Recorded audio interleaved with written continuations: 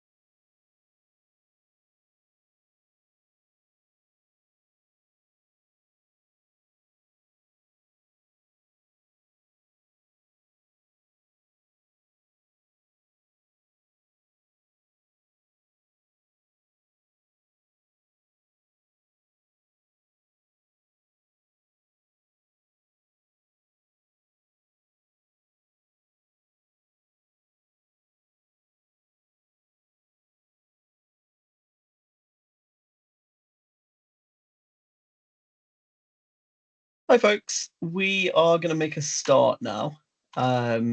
So thank you all so much for being with us today to be here for our exciting launch of the new resource that we, LGBT Foundation and Greater Manchester Moving, have created to promote trans and non-binary inclusion in sport, movement and exercise.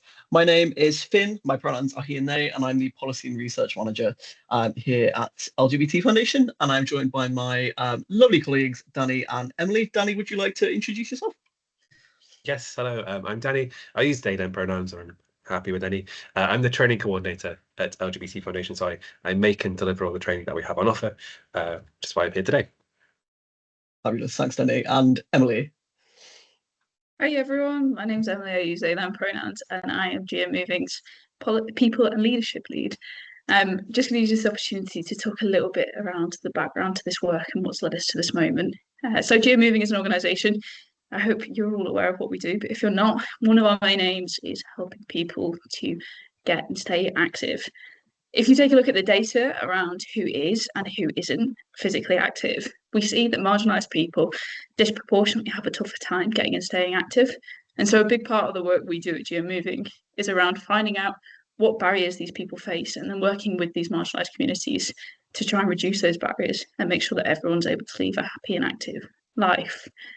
When you're looking at those stats around who is and who isn't active, you see that trans and non-binary people disproportionately face biggest barriers to getting and staying active.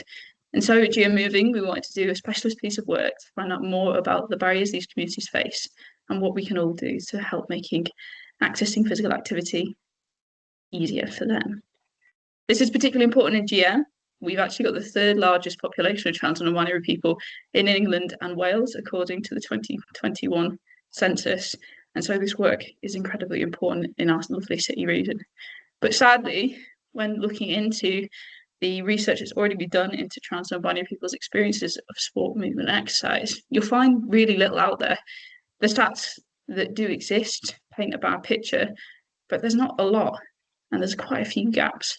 So this research and the recommendations it's produced aim to fill those gaps and give people the tools they need to help trans and non-binary people get and stay active.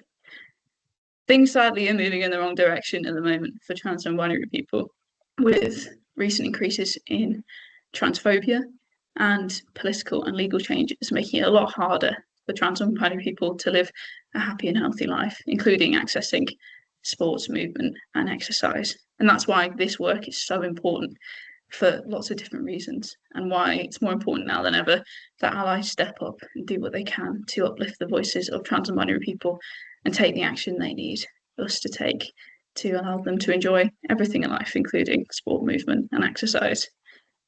So that was our aim. That's what we want to do. We made the decision to work with LGBT Foundation on this work because they are a brilliant organisation that has a long and proud history, 50 years in fact, of working with trans and non-binary people to make sure that their voices are heard, that they are looked after and supported. And so we've been working with the brilliant team at LGBT Foundation, including Finn and Danny, to hear more about these people's experiences. We're also doing a separate piece of work with the Proud Trust, which is going to be kicking off soon, specifically looking at children and young people's experiences. So if you're more interested in how this applies to a kind of education setting or amongst children and young people, keep your eyes peeled for that one. We'll let you know what the Proud Trust end up producing when they crack on with it. Final thing from me, if you've got any questions around how we kind of develop this approach as an active partnership as GM Moving, get in touch. My email's on the final slide, but it's emily@gmmoving.co.uk. Always happy to chat with anyone around this work. And a huge thank you for coming. It really warms my heart to see so many of you so passionate about supporting trans and non-binary people and their inclusion in a thing that I'm sure we all love, sport, movement, and exercise. Remember, allyship is a doing word, it's not a label. So please enjoy this presentation, crack on with the report, read it, really take on board its recommendations, get involved in the training that we'll be talking about later, and do whatever you can, personally or professionally, to support trans and non-binary people. Back over to Finn. Thank you. That was powerful and inspiring. Thank you so much, Emily. So Emily and Danny are going to be joining us again in just a bit to talk some more about the training that we produced and to give a bit of a Q&A at the end. So to get into the content of today's session, we're going to be talking about some of the key findings that we came across in our report and some of the key recommendations that we've made as a result. We're going to be discussing the training session that we've put together and how you can get involved in that. And then at the end, we'll have some time for a bit of a Q&A. In terms of the Q&A today, as you will have realized, this is a town hall session, so there isn't a chat for you to interact in, but there is a Q&A.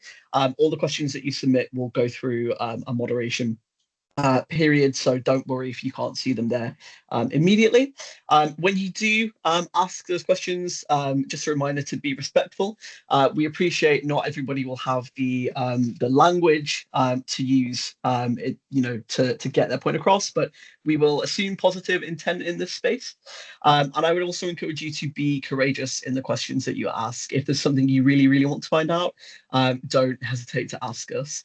And also just a reminder to follow our Safer Spaces Agreement, which you will have all read when you signed up to today's session. In terms of some content notes today, we will be talking about examples of trans and non-binary hostility and discrimination, including specific quotes from some of the folks that we surveyed. And as a final point of housekeeping, we are recording this session. So if you need to leave at any point, or there's anybody that you think, oh, I really wish they could have attended as well, we will be circulating that recording along with the final resource after today's session.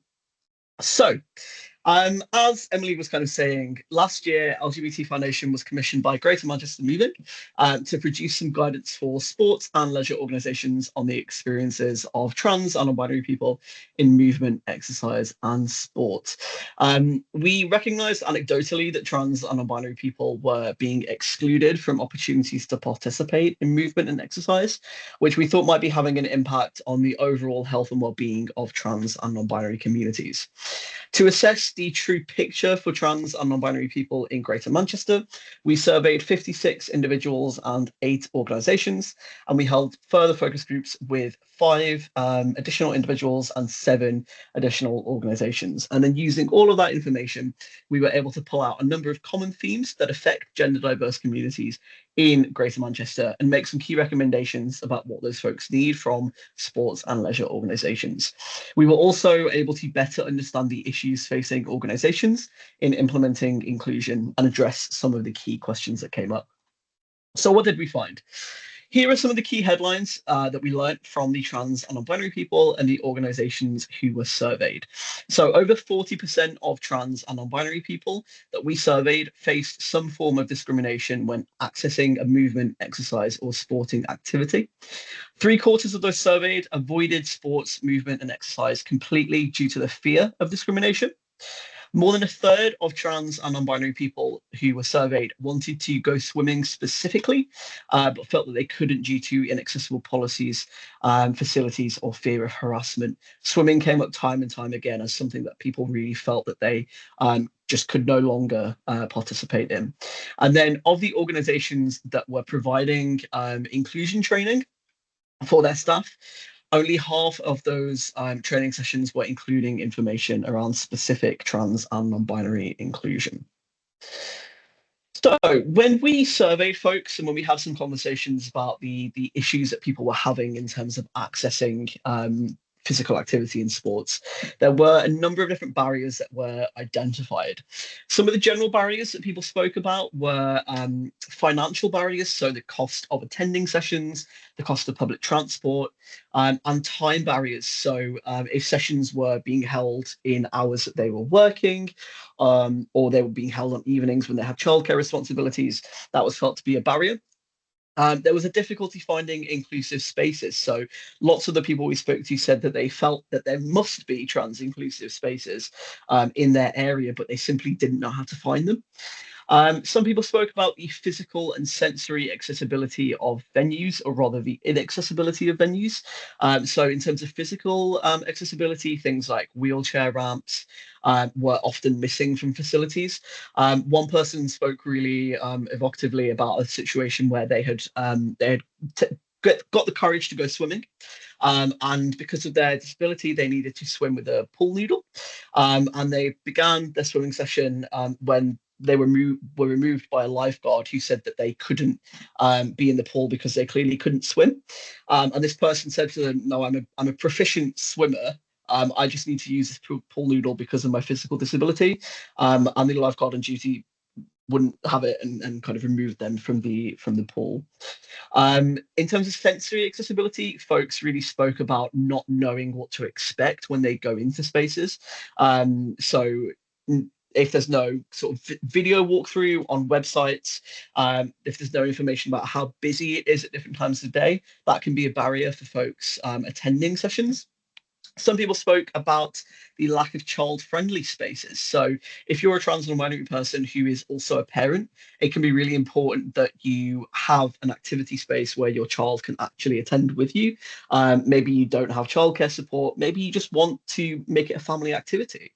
But folks spoke about where there are child-friendly spaces, often they're not trans or non-binary inclusive, meaning there's the potential for discrimination in that situation, which obviously puts you and your child at risk. Some people spoke about weight stigma and fat phobia, feeling like bodies like theirs weren't welcome in a gym or exercise space. And some people spoke about the politics associated with the organization they wanted to participate with or the national governing body attached to a particular sport. In recent years, we've seen certain national governing bodies taking either trans inclusionary or trans exclusionary stances, and that can have an impact on whether folks feel comfortable engaging with a certain sport or not. There were also a number of transition-specific related barriers that were brought up. So when we talk about transition, we're talking about the steps that a trans or non-binary person might take to align their gender identity with their various aspects of their life. So we're talking about medical transition, social transition, and legal transition. And there were a number of barriers which were identified. So the first one was dysphoria. So when we talk about dysphoria, we mean sort of the mental anguish or other sort of issues that you have when your body doesn't align with your gender identity. And that can mean that it can be quite difficult having the self-esteem to engage in sports or movement activities. Some folks felt like the clothing choices they had available to them or the exercise spaces they had accessible to them weren't gender affirming and would increase their feelings of dysphoria. Others spoke about not knowing which facilities to use, particularly in light of the Supreme Court ruling and Equality and Human Rights Commission's code of practice. Some folks said, they used to participate in activities, but now feel that they can't because they don't know which, bathrooms or changing rooms they're allowed to use anymore. Some people spoke about how passing can be an issue. So when we talk about passing, we're talking about your ability to be perceived in your affirmed gender by other people. So I'm a trans man, and if I were to go out into the world and be seen by others as a man, that would be me passing. And some people spoke about enjoying activities such as dance or Zumba before they transitioned and feeling like they could no longer participate in those activities because they would be, as a man in that space, they would be read as predatory or creepy or simply be assumed to be a woman because those are particularly thought to be sort of feminine activities. Other people spoke about how their mobility had been affected by transition. So for lots of trans men and some non-binary people, will wear chest binders, which are used to compress breasts to give you a kind of flatter chest appearance. And a binder, because it's quite a tight garment, can restrict your breathing and reduce your overall lung capacity. So when you're exercising in a binder, it can be more difficult and it can actually cause things like rib bruising as well if you do that incorrectly. Some people also spoke about the impact of estrogen on their energy levels. So for some of the trans women that we surveyed, they said that they used to participate in activities like football, but felt that they didn't have the energy levels to do so anymore because of the estrogen that they were taking. Some people also spoke about the cost of buying new gym wear and athleisure. If you think about how much it would cost for you to replace your entire wardrobe. That is something that trans and non-binary people often have to do as a matter of safety if they want to be if they want to pass in their gender identity. And for some people, they felt that they couldn't find athleisure or gym wear that actually was affirming of their gender or that they could afford. And then for some folks, they spoke about feeling like an outsider no matter where they go, particularly folks who were non-binary or had sort of a gender presentation that didn't conform to stereotypes around masculinity or femininity.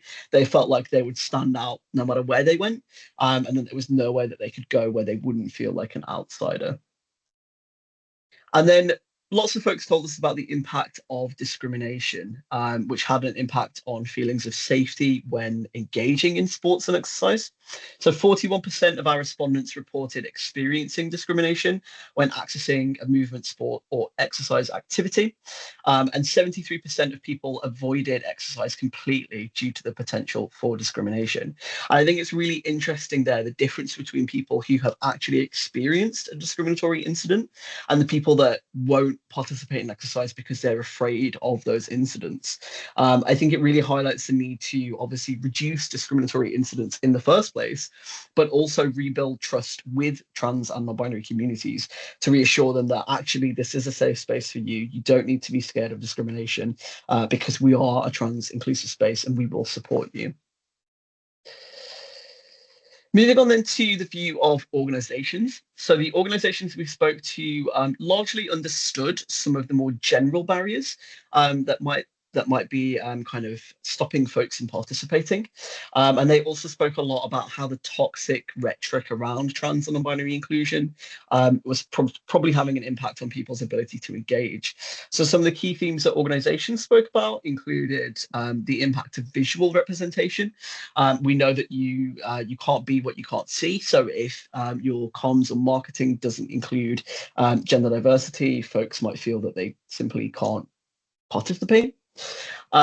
Organizations spoke about the impact of national governing bodies and the stance that they either have or haven't taken on trans inclusion. They also spoke about the fear of backlash. If they are trans inclusive and make that public, often organizations could receive backlash from other folks who didn't agree with trans and binary inclusive stances. There was also lots and lots of discussion around single-sex spaces and how they can be implemented in a trans-inclusive way, or how you balance the need for single-sex spaces and trans-inclusive spaces. And lots of organizations also spoke about the lack of training that they were able to access. So 87% of organizations reported some form of equality and diversity training for staff. For around a quarter of those organizations, this was optional to attend. And over half of organizations did not require freelance or agency staff to attend that training, even if it was mandatory for internal staff. 43% of the organizations with general equality and diversity training didn't include information around trans and non-binary inclusion, despite nearly all of the organizations we spoke to saying that it would be useful to have that training. So, to address some of these barriers, we've identified 5 key solutions that sports and leisure organisations can implement to ensure trans and non-binary inclusion.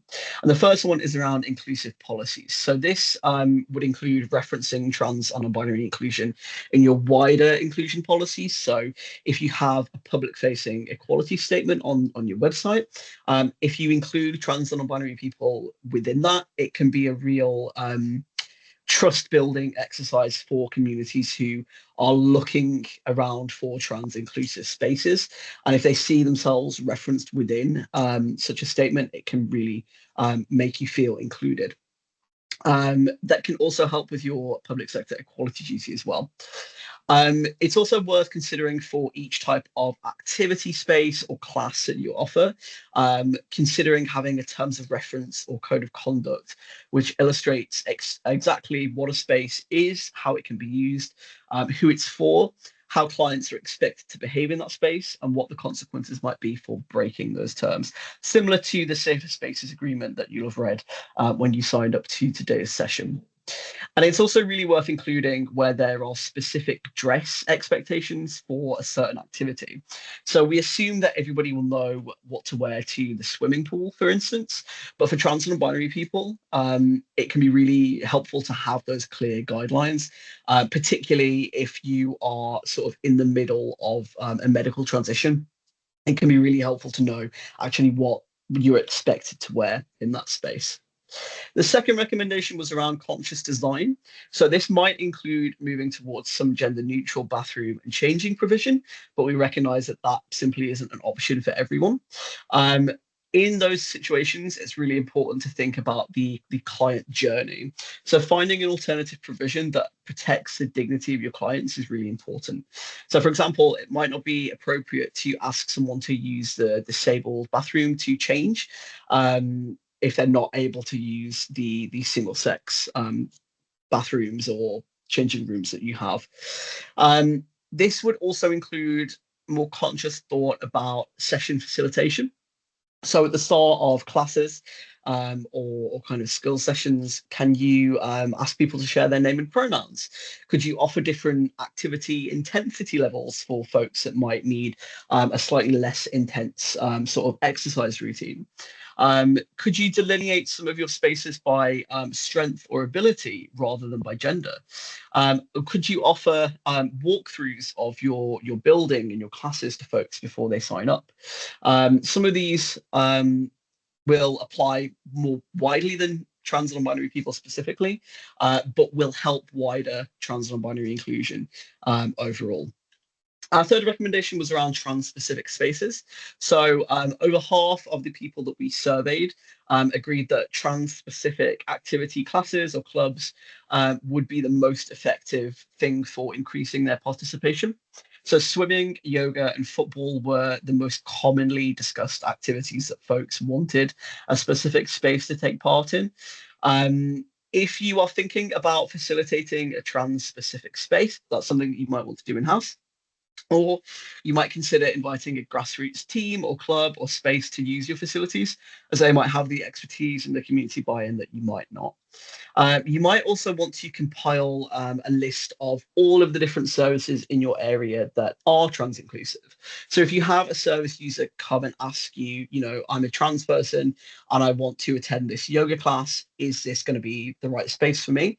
If it's not, it's really important that you don't just turn that person away. You have to provide them with an alternative. So you'd say, okay, maybe this space isn't right for you, but there are these services in your local area that you could try instead. So having that expertise amongst your staff is really, really vital for folks feeling included, even if they can't participate in a specific space.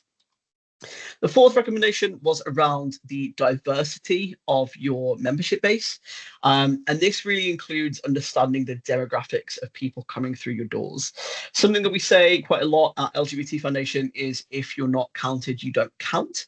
And this relates to if you don't understand the demographic makeup of your membership base, it can be really hard to tailor your services to meet specific needs. So when folks sign up for gym membership, when they join a new team, it can be really good practice to ask them about their gender identity and sexual orientation when they sign up, so that you can keep a track of how many LGBTQ plus people are accessing your services, and whether you need to do anything to build trust within those communities. Again, this can also help you to fulfill your public sector equality duty. And promoting diversity also includes thinking about inclusive advertising and marketing. So making sure that you're using a variety of different body types and gender presentations within your photography can be really, really important for, again, building that trust and feeling of inclusion. And then finally, we recommended staff training. So we've already spoken about the need for staff training within organizations and kind of the willingness to participate in this. And I'm going to pass over to Danny to give you a bit more information about the training offer that we have. Over to you, Danny. Thank you. Hello all. So yes, my role in this has been to put all of this fantastic information into a format where we have the time to reflect on things like all of the stats and ideas that you've just learned, and also to turn those into actions within the space. Our training academy sessions are delivered as 2-hour workshops. We have two dates, one online and one in person. Information at the end there. They're designed to be discussion based. They're designed not to be me speaking at you for 2 hours, but rather for us to engage with each other, to learn from everyone in the room, and to make connections, so that, doing inclusion well is very rarely a one-person activity. It involves us all to get involved. So to help you with that, we designed sessions where there is a fair bit of space and time to ask questions and reflect around. We aim to create spaces that feel safe and places where you can feel brave and comfortable and confident to ask questions that you might think are difficult. Speaking from experience, having done this job for about 4.5 years now, I know full well that questions around trans and non-binary inclusion tend to be the ones where people get most worried and most concerned about getting things wrong.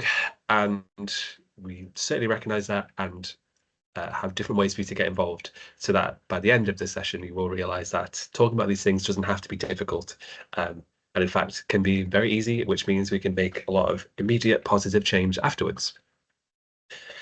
So you have a chance to get involved through breakout groups talking with each other, or you could submit ideas and questions anonymously. And in each of the breakout groups, we designed them so that, you know, we might offer you a discussion activity based on some of the information that you've just learned here, for example, or we might offer a case study, or it might be something quite general. And we will encourage you to think and reflect on your own role within your organization, your own ideas, assumptions, misconceptions.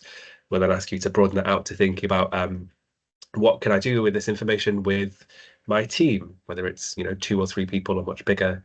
What can we do with this information throughout my organization? So my goal as a trainer is to ensure that not only do you leave very well informed, but you leave the session with ideas of exactly what you can do next in the immediate future, in the short term, and in the long term. I'm very passionate about turning training into action. And my hope is that by taking part, you will all be very much interested in making some really great positive change. And I'll give you a bit of a taster of an approach that we might take. Finn, if you could move on to the next slide. Thank you. It feels very fun doing that. Usually I'm responsible for my own presentations, but it feels very like TV show to ask. So one of the most useful things I think that we might talk about in training sessions such as this are probably how to navigate instances where you might get things wrong. Hopefully, by developing confidence and speaking more about these ideas and themes, we increase the amount of times that we might get things wrong, and encourage you to remember that that is totally fine. For example, on this slide here, we have strategies for when you might misgender someone, and talk about how it can be as simple as saying, I'm really sorry for getting that wrong. Thank you so much for letting me know, and moving on. But more than just you know, thinking about that instance and that moment, and about like calming your emotions and thinking practically about how to make this situation easier in that moment, we extend this thought to consider how useful this might be as a practice in terms of how we are good allies. A thing that I always like to reflect on here is probably one of the easiest things we can do as allies, and I certainly benefit from this myself, is to become someone who is very easy to correct. If in a moment, I've certainly experienced this from others where they might have got something wrong, whether it's language or terms or pronouns, and immediately their reaction is to profusely apologize and explain all the reasons why, like, I can't believe I just used the wrong pronouns for you. It's probably because you look this way, but I'm trying my best to get over those assumptions. From a personal perspective, I tend not to need that in that moment. And equally, I tend to try and make that person feel better. When I say it is probably going to benefit us all to become a person who is easy to correct, what I mean is that if we can show that we can take correction, take accountability, and not need to be managed, our emotions to be managed by other people, it is much more likely that we'll form bonds of trust with the communities that we're trying to support. We'll be known as someone who can do the right thing, do better, and learn. And that correction doesn't have to be about how bad do you feel because you got something wrong, but rather how grateful that you can feel that you've learned something new and that this is going to benefit other people.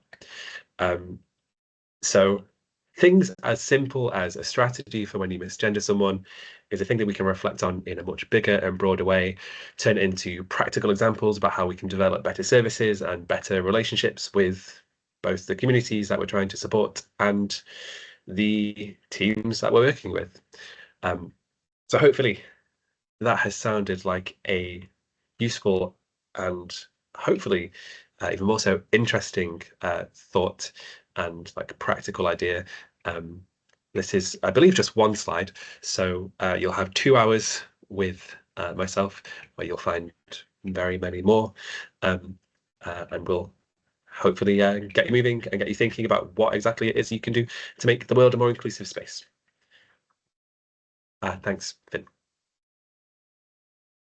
Thank you so much, Danny. That was fabulous. And if you are interested in learning more about the training session that we'll be doing, we will have some information for you at the end. So we're going to move on now to the Q&A portion of the session.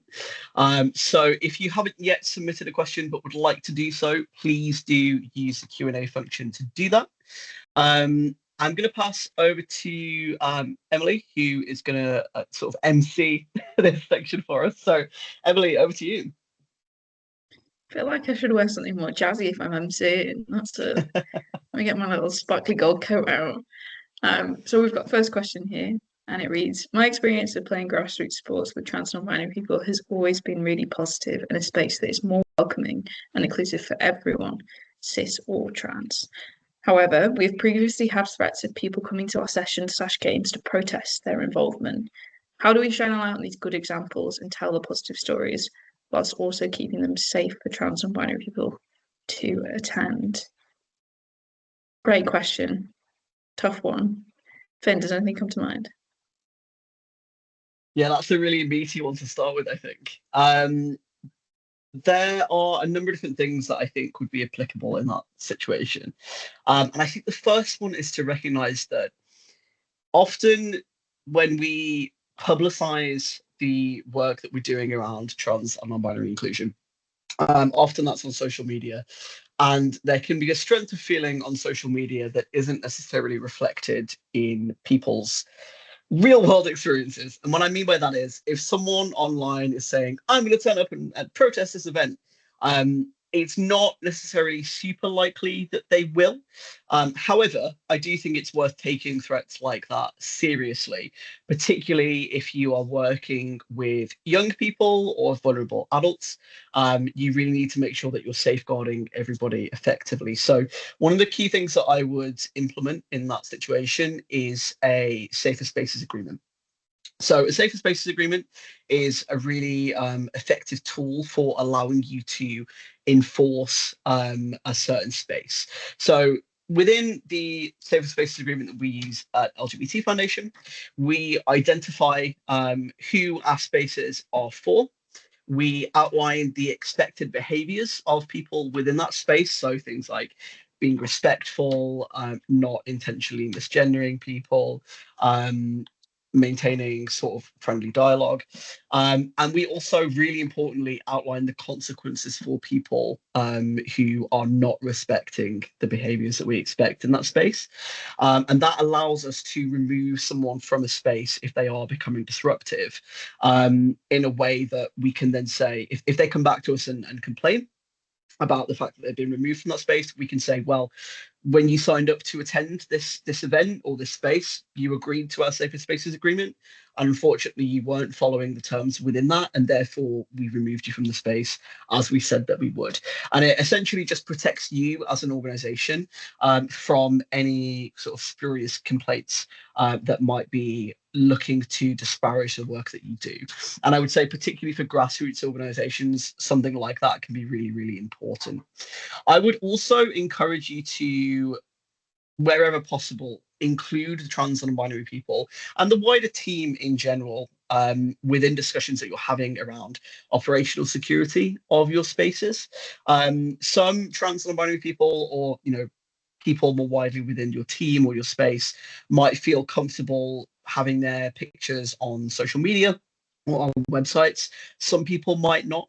And actually, it can be a risk for some people if they are sort of put on social media in that way. So, yeah, I would say have conversations with your team about sort of what they need in terms of sharing their images online, maybe what they need from a space in order to feel safe. So some people might not feel safe using certain types of venues.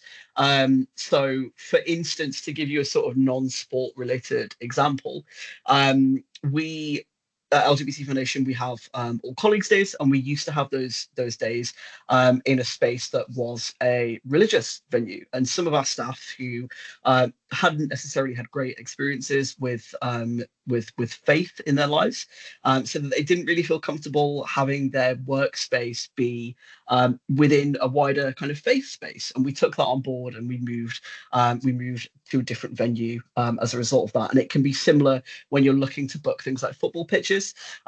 Folks might not feel comfortable using spaces in a certain area, or if they are known to have a trans exclusionary stance, for instance. So I think there's a number of different things that you can think about when it comes to operational security in that way.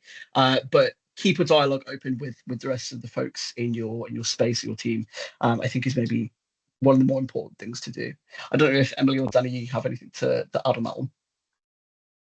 No, I think that was pretty comprehensive, Danny. Yeah, I suppose this links to maybe another question that I won't get into just yet, but I think being clear around these things is probably the most important thing, and we can't always anticipate what's going to happen, but we can always be as clear as we can to allow people to assess their own risk tolerance. If something does sound like, or might not sound like a threat of protest, may or may not happen, and we can tell an individual and they can decide for themselves, like, am I too anxious for that today? Or am I confident enough to go and hope for the best? So things like being very clear about limits and expectations, I think, is always going to be an empowering thing for people to kind of assess what comfort is for them in those moments.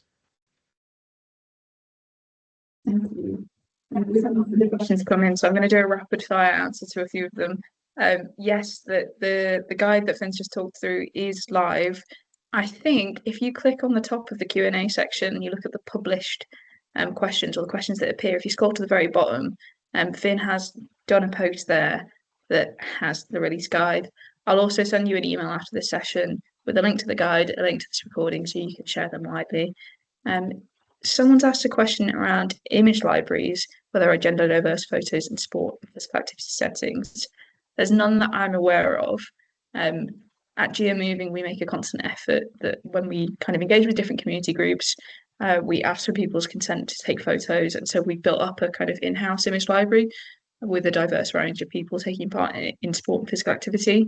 So it might be something that you look to build up yourself at your organisation over time, but I don't think there's a quick fix. I know there are some image libraries out there. Yes, Finn? Yeah, I was going to jump in on that point. Yes, so I agree. I mean, I don't think there are any specific physical activity photo banks, although if you're not able to build up in-house, if you contact sort of LGBTQ plus organizations, they might be able to license images for you depending on the organization. But the main photo bank that once you know about, you will start to see everywhere, is I think it's called the Vice Gender Spectrum Collection, I want to say, which if you have a Google for, you will be able to find. And that includes lots and lots of images of people with diverse gender presentations doing lots of different everyday things. So even though they might not be specifically tailored to physical activity, there might be some photos in there that you can sort of tweak and use in whatever project that you're looking to use them for. Fab, thank you. Someone has asked about templates or guides for safer spaces policies / agreements. LGBT Foundation's one is brilliant. That's the one that I tend to go to. If you Google LGBT Foundation safer spaces policy, I'm pretty sure the webpage comes up. Are either of you aware of any that could be better applied to a sport physical activity setting?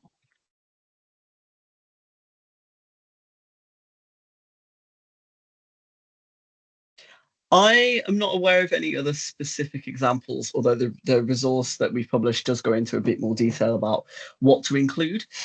So if you're looking to write your own safer spaces agreement or tailor one that you've been able to find, if you wanted to send that off to us to have a look at for you, we'd be more than happy to have a proofread of that. I believe if you just do a bit of googling around safer spaces agreement, quite a few universities have similar documents. So yeah, I would do a bit of googling on that one. And I will say as well, or I'll briefly add, when trying to form strong relationships with communities, a safe space policy is to ask what safety means to the individuals we're trying to engage is a really good practice. It allows people to have a voice, and by allowing them to have a voice, we hopefully build relationships where we signal like we're trying to do our best. We'll ask what you need. We might have limitations, or we might have boundaries that we can't, like systems that we can't account for, but I think not only as an act to ensure that the safe space policy is good, asking is also going to. We've seen a lot of lack of confidence in in engaging in sports, and to be asked a question like that, I could imagine at least might be an indicator that they should feel comfortable entering this space. So it's always good to ask.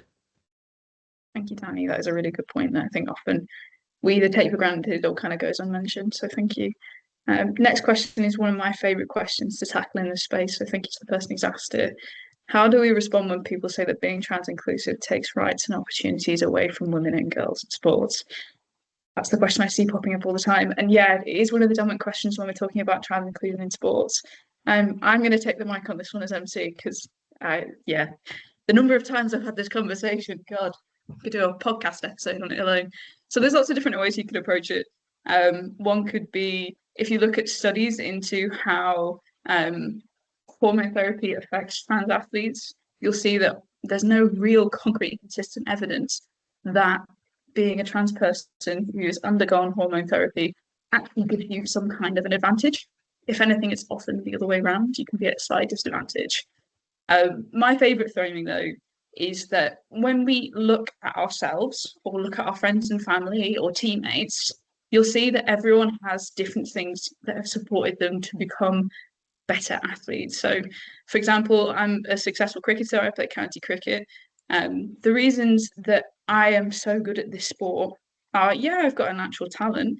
Yeah, I've got a body that supports me, but I'm white, I'm middle class. I've never had to take on any care responsibilities. I've had parents who've always been able to support me and have been supportive. I've always been able to afford the kit. It's an expensive sport. And the list goes on and on and on. And then we'll see that actually, when you're talking about whether you're trans or cisgender, plays a really small part in someone's ability to succeed at sport. And so by focusing so much on trans inclusion or exclusion, we're shifting the conversation away from racism in sport, ableism in sport, inequality, wealth inequalities in sport, which, in my opinion, and if you take a look and sit down, are having such a bigger impact on people's ability to succeed. So that's why I take the conversation. Danny, Finn, is there anything else you'd like to check in with that question? A little bit. So this resonates with me in terms of our recommendations around policies. And if I was to run a session on policy and someone, there's a tendency there's a desire sometimes for everything to be short, neat, and concise. How do we make everything gender neutral? How do we make every phrasing gender neutral and inclusive? And one of the things that we say as part of our recommendations is actually use more words. If you're developing a policy or a practice or extra times for a trans inclusive swimming afternoon or particular sports group, it can be a real useful thing to say. You'll see that we're not taking anything away, we're only adding to the roster of things that we offer, whether that's by saying women and parents in a policy, or whether that's by saying, well, we have a trans swimming hour as well as hours where everyone can get involved if it's whoever might be complaining. So things like as a kind of cold hard fact, by saying nothing is being taken away, things are only being added, can be quite helpful on occasions when someone doesn't necessarily want to listen or hear an emotive answer, which does unfortunately sometimes happen. That to have a fact of saying, well, nothing is being taken away, things are only being added, can help mitigate situations occasionally as best we can, along with things like what Emily said around the realities of what's being asked here. Yeah, I think just to add to that, one of the things that really struck me when we did the research for this piece of work was the idea that I think single sex spaces and trans inclusion are pitched in a kind of either or battle. You can either have single sex spaces or you can have trans inclusive spaces, and never the twain shall meet.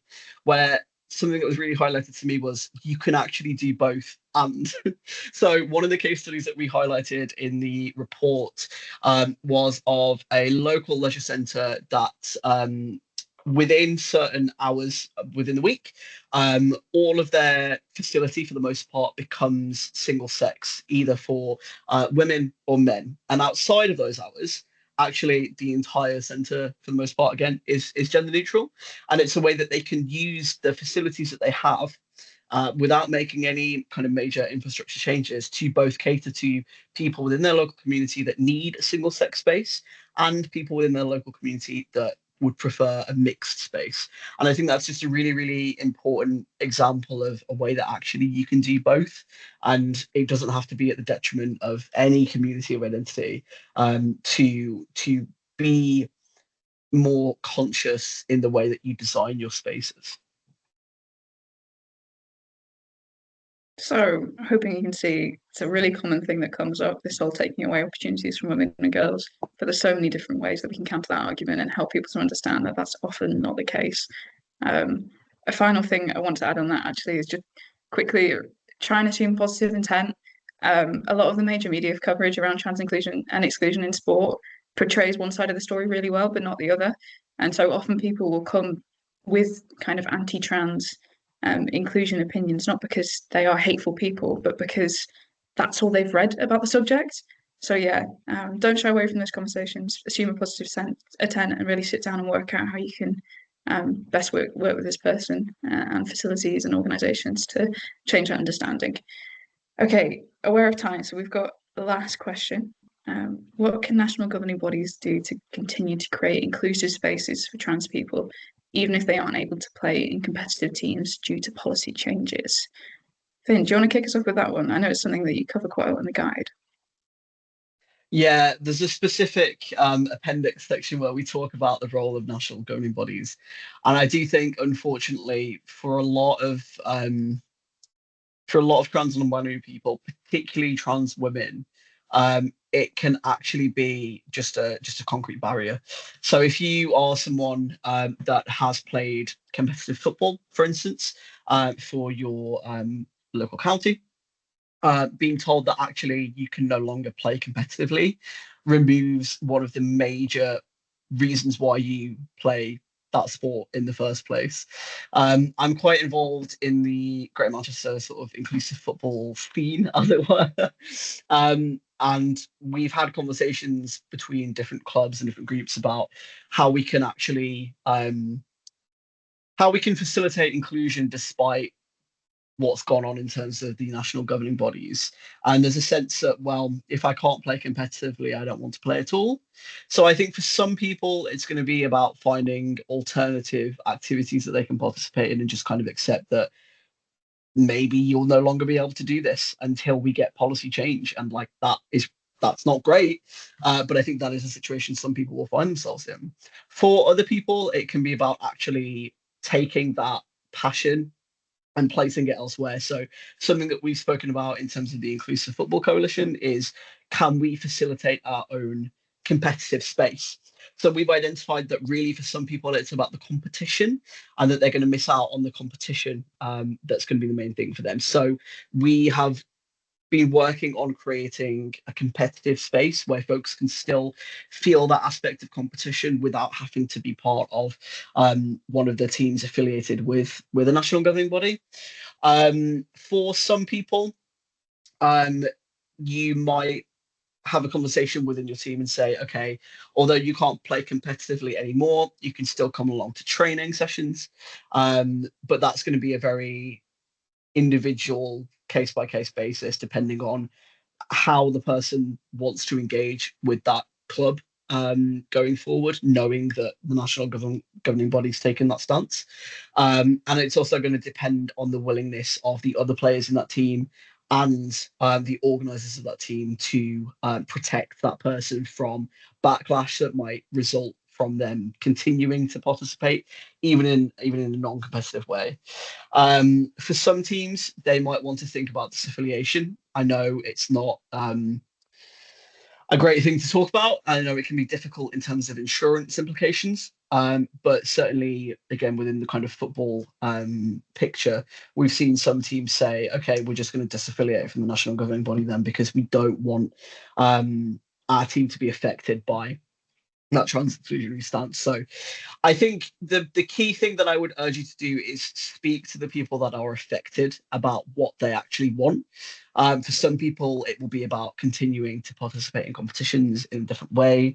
For some people, they might say, actually, this space is just no longer for me. Some people might feel comfortable attending training sessions. Some people might not.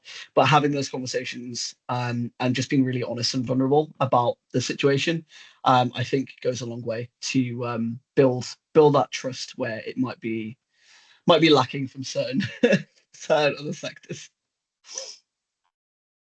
Thanks, Finn. I'm going to wrap up the Q&A there because we've only got 4 minutes left. Just quickly, someone's mentioned about the Leisure Centre example that Finn shared. Yes, it is in the report.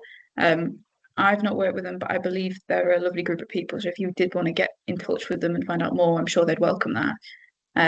Someone has also shared that Pexels, PEXELS, and Unsplash are 2 image libraries that have a good range of diversity in their free images. So feel free to check those out. Finn, back over to you. Thanks, Emily. So thank you all so much for attending the session. We really do appreciate it. As we said, we'll be sharing the recording that you can pass along to colleagues, or you can rewatch if you if you didn't get enough the first time. And we'll also be sharing the resource as well for you to have a look over. If you have any other questions or comments on this, you can get in touch with Emily using the email address on the screen. You can also contact us via our helpline, who can sort of triage your question to probably to me or Danny. So do feel free to get in touch via the helpline. There are some dates on the screen that you'll notice. Emily, do you want to just speak to what we're doing in terms of the training session? Yeah, so if you're interested in the training that Danny was talking about earlier, we're running 2 sessions for free on those dates. We have a limited capacity, but we'd love any of you who are available to come. We are prioritising people from Greater Manchester, so if you live and work outside of GM, I'll stick you on a waiting list, and if the day before we've not had all the spots fill up, I'll invite you. It would be brilliant to see you there. I believe LGBT Foundation are offering this training outside of those 2 dates, but it'd be something that you'd have to arrange and pay for. Just check out LGBT Foundation's training academy, and you'll be able to get in touch and find out more info around that. The links to that training session as well via the Training Academy are listed in the report as well. So feel free to have a look through that and kind of click through those links on the interactive PDF where you can find more information. And get in touch with me. Sorry, if you want to join those 2 training sessions, email me. Thank you. Fab. I think we will give you 2 minutes of your life back, folks. Thank you so much for attending. We hope to see you all at a training session soon. Thanks, everyone. Bye.